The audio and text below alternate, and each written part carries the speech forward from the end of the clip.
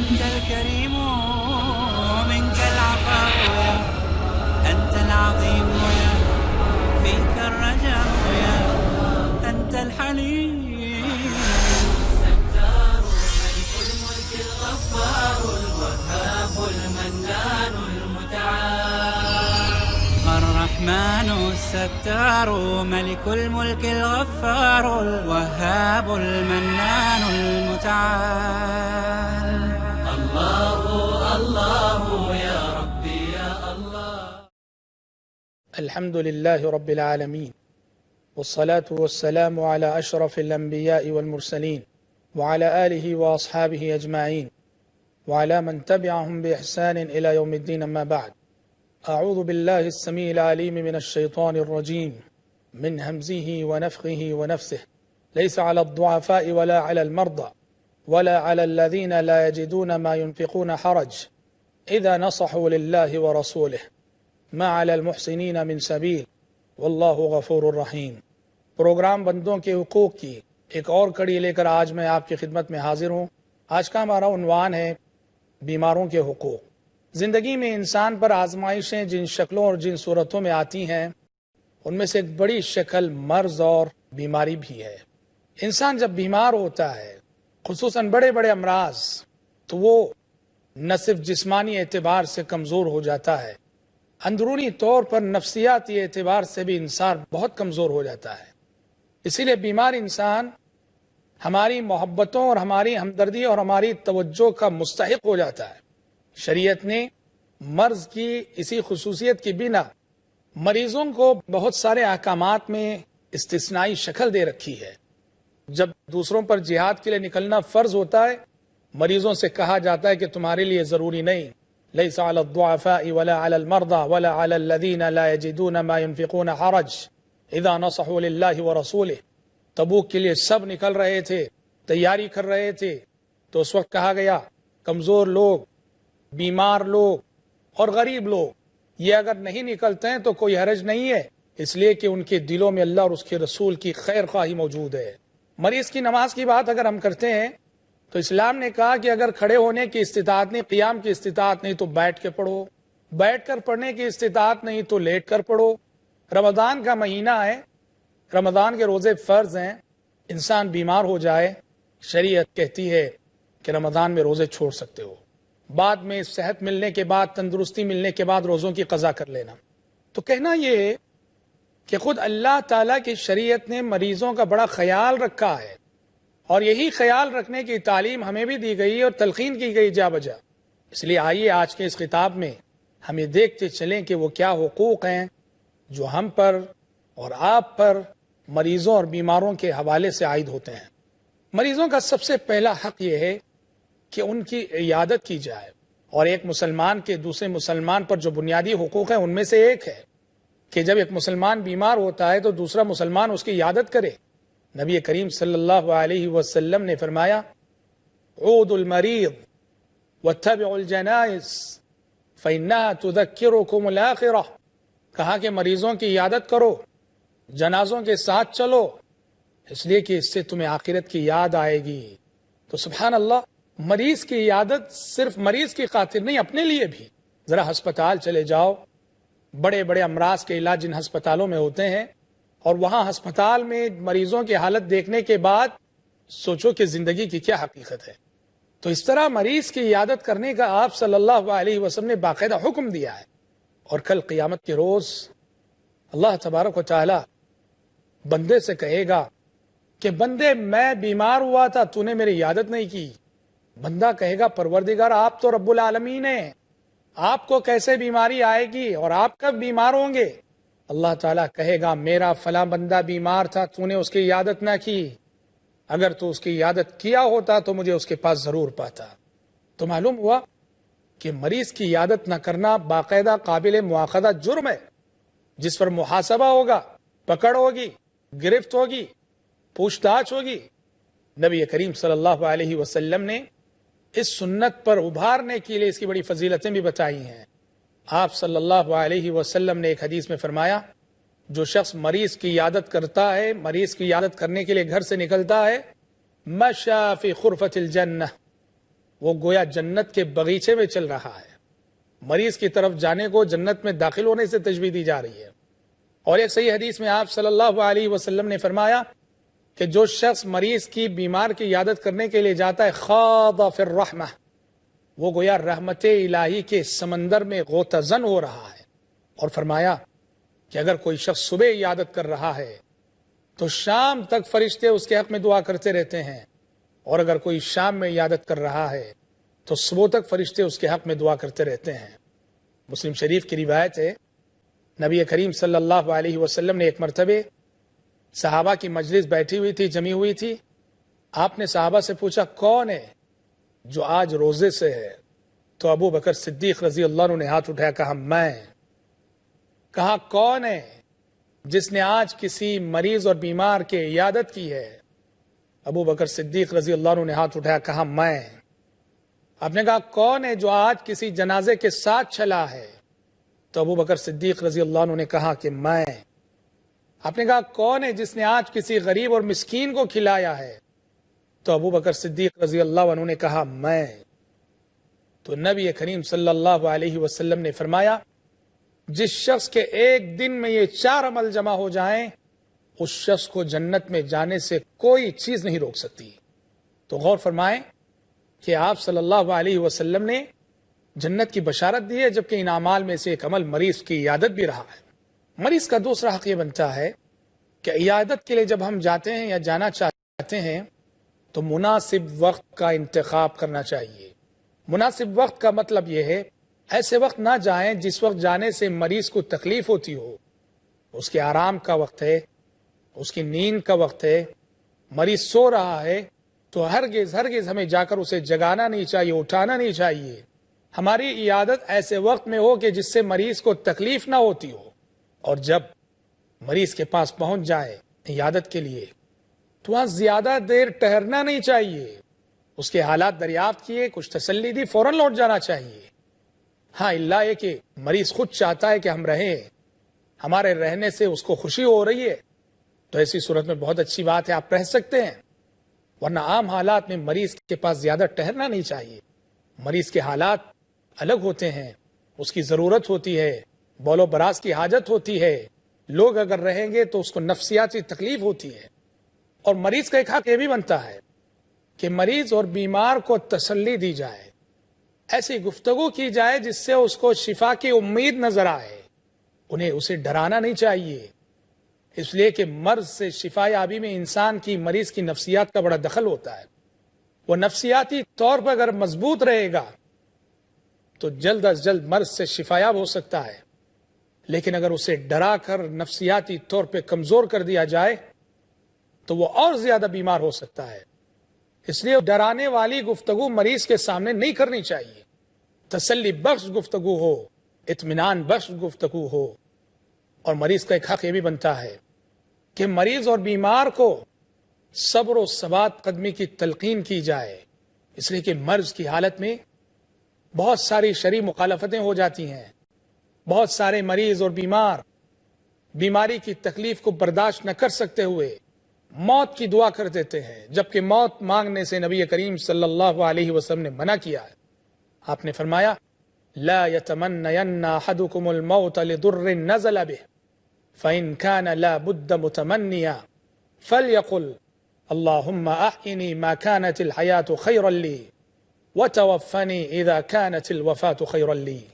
آپ نے فرمایا تم میں سے کوئی بھی شخص زندگی میں آئی ہوئی کسی مصیبت کی وجہ سے، پریشانی کی وجہ سے موت کی تمنا نہ کرے.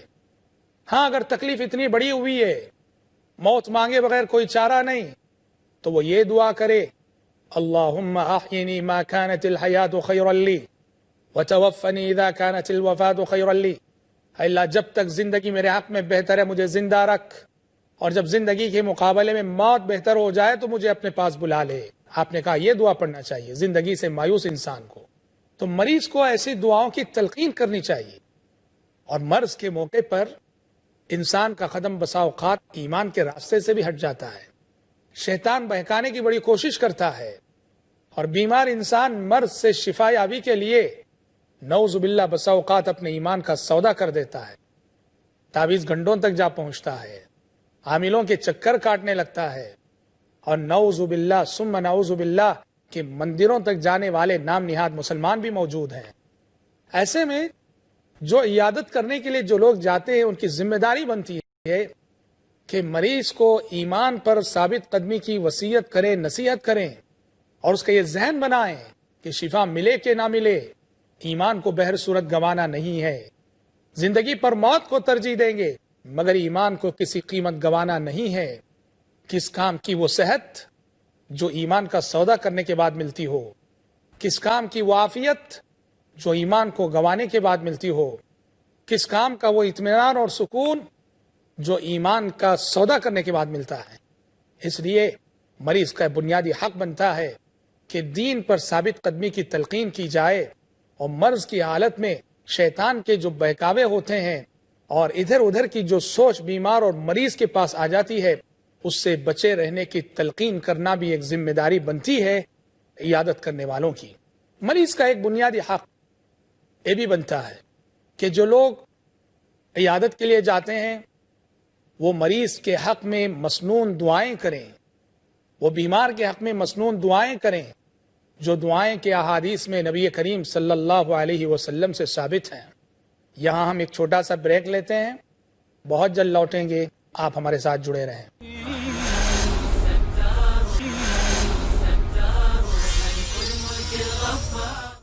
بریک سے قبل ہماری گفتگو ہو رہی تھی مریض کے حقوق کے سلسلے میں، تو مریض کا ایک بنیادی حق یہ بھی بنتا ہے کہ عیادت کرنے والا شخص مریض کو شفا یابی کی دعا دے، اور اس سلسلے میں وہ مسنون دعائیں جو کتب احادیث میں وارد ہیں سب سے زیادہ افضل ہے کہ انسان ان دعائیہ کلمات کے ذریعے مریض کو دعا دے۔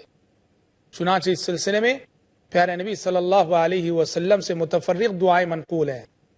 آپ کہا کرتے تھے لا بأس طہور انشاءاللہ، بسم اللہ ارقیک من کل شیء اذیک، اعیذک بعزت اللہ وقدرتہ من شر ما تجد وتحاذر، اذهب البأس رب الناس واشف انت الشافي لا شفاء الا شفاءك شفاء لا يغادر سقما۔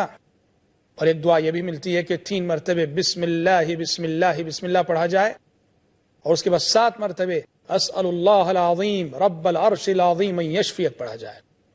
اور اس آخری دعا کے بارے میں نبی کریم صلی اللہ علیہ وسلم کا فرمان ہے کہ اگر اس مرض میں موت مقدر نہ ہو تو اس دعا سے ضرور شفا مل جائے گی۔ اور کسی بھی مریض کے پاس جب آپ جائیں اور ان کو جب دعا دیں تو نظر کی دعا پڑھنا مت بھولیے۔ بہت سارے لوگوں کا مرض نظر بد کی وجہ سے ہوتا ہے۔ اعوذ بکلمات اللہ التامات من کل شیطان وہامہ ومن کل عین لامہ۔ لوگ مرض سمجھ کر اس کا علاج کراتے رہتے ہیں جبکہ حقیقت میں وہ نظر بد ہوتی ہے۔ اور حدیث میں وارد ہے آپ صلی اللہ علیہ وسلم نے فرمایا ہے کہ اس امت کی ایک بڑی تعداد نظر بد کی وجہ سے انتقال کرے گی۔ ان دعاؤں کے ساتھ ساتھ مریض کا رقیہ کرنے کی بھی کوشش کریں، مریض کو پڑھ کر دم کرنے کی بھی کوشش کریں۔ مائی عائشہ صدیقہ رضی اللہ عنہا فرماتی ہیں کہ نبی کریم صلی اللہ علیہ وسلم کا معمول تھا کہ جب کبھی آپ کے گھر والوں میں سے کوئی بیمار ہو جاتا تو آپ صلی اللہ علیہ وسلم معوذتین پڑھ کر دم کیا کرتے تھے۔ فرماتی ہیں کہ جب مرض الموت میں آپ صلی اللہ علیہ وسلم مبتلا ہوئے تو میں آپ کو پڑھ کر دم کیا کرتی تھی۔ تو رقیے میں بھی بڑا خیر ہے، بڑی برکت ہے، بڑی شفا ہے۔ وَنُنَزِّلُ مِنَ الْقُرْآنِ مَا هُوَ شِفَاءٌ وَرَحْمَةٌ لِّلْمُؤْمِنِينَ۔ ایک مرتبہ آل عمرو بن حزم نبی کریم صلی اللہ علیہ وسلم کی خدمت میں آئے، آ کر انہوں نے کہا کہ اللہ کے نبی، ہمیں پتہ چلا کہ آپ نے رقیہ کرنے سے منع کیا ہے، جھاڑ پھونک کرنے سے منع کیا ہے، جبکہ ہمارے پاس خاندان میں ماضی سے ایک بچھو کے کاٹنے کا رقیہ چلا آ رہا ہے، کیا اب ہم وہ کریں کہ نہ کریں؟ آپ صلی اللہ علیہ وسلم نے کہا کہ وہ کلمات کیا ہیں مجھے بتاؤ جن کے ذریعے تم رقیہ کرتے ہو۔ وہ کلمات انہوں نے بتائے تو آپ نے انہیں اجازت دی، کہا لا بأس بالرقى ما لم تكن شرکا۔ رقیے کے کلمات میں جب تک شرک نہ ہو تو کوئی حرج نہیں رقیہ کرنے میں۔ پھر آپ نے اجازت دیتے ہوئے کہا وَمَنِ اسْتَطَاعَ مِنْكُمْ أَنْ يَنْفَعَ أَخَاهُ فَلْيَفْعَلْ۔ تم میں سے جو کوئی رقیے کے ذریعے اپنے بیمار اور مریض بھائیوں کو فائدہ پہنچا سکتا ہو فائدہ پہنچائے۔ تو معلوم ہوا کہ یہ جو رقیے کا عمل ہے مریضوں کے ساتھ عذرائے ہمدردی ہونا چاہیے، ذرائع خیر خواہی ہونا چاہیے، اس کو تجارت نہیں بنانا چاہیے، اس کو بزنس نہیں بنانا چاہیے، مریض کی مجبوری سے فائدہ نہیں اٹھانا چاہیے۔ بدترین کمائی ہے وہ کمائی جس میں ایک مجبور انسان کی مجبوری کا فائدہ اٹھایا گیا ہو۔ آپ کے جو الفاظ ہیں من استطاع منکم ان ينفع اخاه فليفعل، یہ الفاظ بتاتے ہیں کہ رقیہ ذرائع خدمت ہونا چاہیے، بزنس کے طور پر نہیں، تجارت کے طور پر نہیں۔ اسی طرح مریض اور بیمار انسان کا ایک حق یہ بھی بنتا ہے کہ مریض اور بیمار اگر غریب ہے، نادار ہے، یتیم ہے، بیوہ ہے، تو زبانی ہمدردی کے ساتھ ساتھ عملاً علاج اور معالجے میں ہم اپنے پیسوں کے ذریعے ان کی مدد کریں۔ نبی کریم صلی اللہ علیہ وسلم فرماتے ہیں واللہ فی عون العبد ما کان العبد فی عون اخیہ، جو بندہ دوسرے بندوں کی مدد کی فکر میں رہتا ہے اللہ تبارک و تعالیٰ اس بندے کی مدد کرتا ہے۔ تو لہٰذا ہماری نظروں کے سامنے کوئی بھی یتیم، کوئی بھی بیوہ، کوئی بھی غریب ہے جس کے پاس علاج معالجے کے لیے پیسہ نہیں ہے تو اس کی مدد کرنا یہ بھی اس کا حق بنتا ہے۔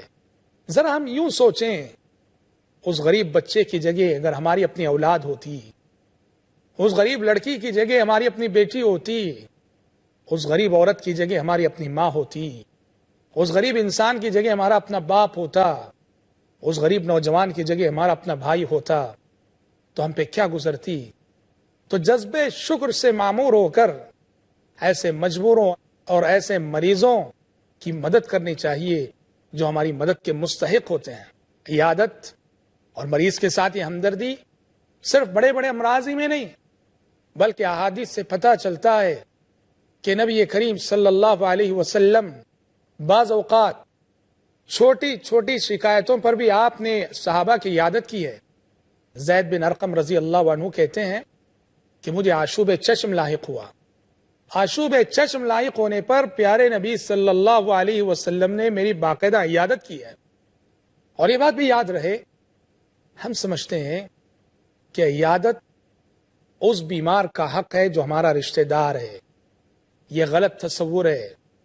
عیادت ہر بیمار انسان کا حق ہے، ہر بیمار مسلمان کا حق ہے، بلکہ بعض روایتوں سے پتہ چلتا ہے جو غیر مسلم ہیں، کافر ہیں، مشرک ہیں، اگر ہمارے ان سے کچھ تعلقات ہیں، پڑوسی ہے، کاروبار میں شریک ہے، تعلیمی سفر کا ساتھی ہے، ان کی عیادت کرنے کا بھی ہم پر حق بنتا ہے۔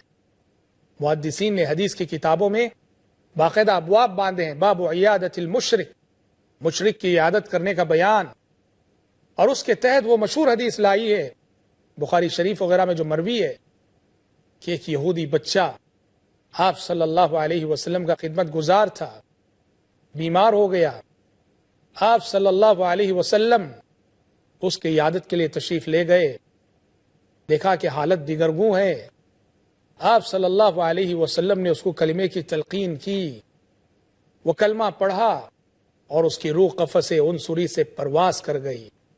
مشہور واقعہ ہے۔ تو اس سے پتہ چلتا ہے کہ چونکہ وہ بچہ خادم تھا، خدمت گزار تھا، آپ صلی اللہ علیہ وسلم نے اس کی عیادت کی، اور آپ کی یہ عیادت اس کی ہدایت کا ذریعہ بنی۔ ہم اپنے اخلاق سے متاثر کریں گے، عیادت کریں گے آپ غیر مسلم کی، وہ آپ کے اخلاق سے متاثر ہو کر مشرف باسلام بھی ہو سکتا ہے۔ مرض بہت بڑی آزمائش ہے، بہت بڑا امتحان ہے، بہت بڑا ٹینشن ہے۔ شکر گزار ہونا چاہیے صحت و تندرستی کی نعمت پر۔ عربی زبان کا ایک مقولہ ہے الصحة تاج على رؤوس الأصحاء لا يراها إلا المرضى، کہ صحت و تندرستی صحت مندوں کے سروں پر رکھا ہوا ایک ایسا تاج ہے جو صرف مریضوں اور بیماروں کو نظر آتا ہے۔ تنگ دستی گرچہ ہو غالب، تندرستی ہزار نعمت ہے، یعنی صحت کی قدر بیماری کے بعد ہی ہوتی ہے۔ اس لیے پیارے نبی صلی اللہ علیہ وسلم نے کہا اغتنم خمسا قبل خمس، 5 چیزوں کو 5 چیزوں سے پہلے غنیمت جانو۔ اس میں سے آپ نے ایک چیز فرمائی کہ آپ اپنی صحت اور تندرستی کو غنیمت جانو بیماری کے آنے سے پہلے۔ اس لیے پیارے نبی صلی اللہ علیہ وسلم کی سنت رہی ہے اور آپ کی تعلیم بھی ہے کہ جب بھی ہم کسی مصیبت زدہ انسان کو، بیمار انسان کو دیکھیں تو یہ دعا ضرور پڑھے، الحمدللہ الذی عافانی مما ابتلاک بہ وفضلنی علی کثیر ممن خلق تفضیلا، کہ تمام تعریفیں اس اللہ کے لیے ہے جس نے مجھے اس مرض سے بچایا ہے، اس مرض سے عافیت دے رکھی ہے جس مرض میں کہ تم مبتلا ہو، وفضلنی علی کثیر ممن خلق تفضیلا، اور شکر ہے کہ رب العالمین نے اپنی مخلوقات میں سے بہت سوں پر ہمیں فضیلت دے رکھی ہے۔ تاہم یہ بات یاد رہے کہ یہ دعا مریض کے سامنے، مریض کے منہ پر نہیں پڑھنی چاہیے، اس طرح پڑھو کہ مریض سن نہ سکے، ورنہ تو بیچارے کو یوں لگے گا کہ کہیں آپ اس کے مرض کا مذاق اڑا رہے ہیں اور ہنس رہے ہیں۔ تو واقعتاً تندرستی ایک ایسی نعمت ہے کہ جس کی عظمت کا احساس اسی شخص کو ہو سکتا ہے جو شخص اس نعمت سے محروم ہو جائے۔ شیخ سعدی رحمۃ اللہ علیہ اپنی مشہور اخلاقی کتاب گلستہ میں لکھتے ہیں کہ ایک مرتبہ میرا ایک چپل چوری ہو گیا، میرا جوتا چوری ہو گیا، میں غصے سے نکلا جوتے کو تلاش کرتے ہوئے، چور کو تلاش کرنے کے لیے۔ اچانک میری نظر پڑی ایک ایسے شخص پر جس کا کہ ایک پیر ہی نہیں ہے، تو میں نے فوراً اللہ تعالیٰ کا شکر ادا کیا، کہا کہ پروردگارہ تیرا شکر ہے، میرا تو صرف ایک چپل غائب ہوا ہے، اس کا تو ایک پیر ہی نہیں ہے، میری تو صرف ایک جوتی غائب ہوئی ہے، اس کا تو ایک پیر ہی نہیں ہے۔ انسان اگر یہ سوچ رکھے، یہ ذہن رکھے، تو سبحان اللہ تھوڑی دیر کے لیے بھی وہ غفلت میں مبتلا نہیں ہو سکتا۔ ہم آئے دن صبح و شام اپنی نظروں کے سامنے کتنے مریضوں کو نہیں دیکھتے، سخت تکلیف میں مبتلا مریض، بڑے بڑے امراض میں مبتلا مریض، درد سے تڑپنے والے مریض، مگر افسوس ہے کہ ہم عبرت حاصل نہیں کرتے، اور شکر گزاری کا جذبہ جو ہونا چاہیے اور تندرستی کی نعمت کو جیسے کچھ اس کی قدر ہونی چاہیے وہ قدر ہم سے ہو نہیں رہی ہے۔ سچ فرمایا پیارے نبی صلی اللہ علیہ وسلم نے کہ نعمتان مغبون فیہما کثیر من الناس الصحت والفراغ، آپ نے فرمایا دو نعمتیں ایسی ہیں کہ ان دو نعمتوں کے سلسلے میں لوگوں کی اکثریت دھوکے میں مبتلا ہے، ناقدری میں مبتلا ہے۔ آپ نے فرمایا سب سے پہلی نعمت الصحہ، تندرستی، عافیت، اور دوسری الفراغ، خالی وقت کی نعمت۔ تندرستی کی نعمت اور وقت کی نعمت، اور اللہ کی قسم اللہ کی دی ہوئی نعمتوں میں ہم جس قدر ان دو نعمتوں کو ضائع کرتے ہیں شاید کسی اور نعمت کا اس قدر ضیاع ہم نہیں کر رہے ہیں۔ جب تک تندرستی باقی ہے عمل کر لو، عبادت کر لو، قبل اس کے کہ بیماری اور مرض کے وہ ایام آئیں کہ آپ عبادت کرنا چاہو گے عبادت نہ ہوگی، رکوع کرنا چاہو گے مگر رکوع نہ ہوگا، تلاوت کرنا چاہو گے اور تلاوت نہ ہوگی۔ اللہ کرے کہ یہ ایام ہماری زندگی میں نہ آئیں۔ رب العالمین ہمیں اور آپ کو جب تک رکھے صحت اور تندرستی کے ساتھ رکھے، آمین۔ وآخر دعوانا ان الحمد للہ رب العالمین۔ أرجو رضاك يا الله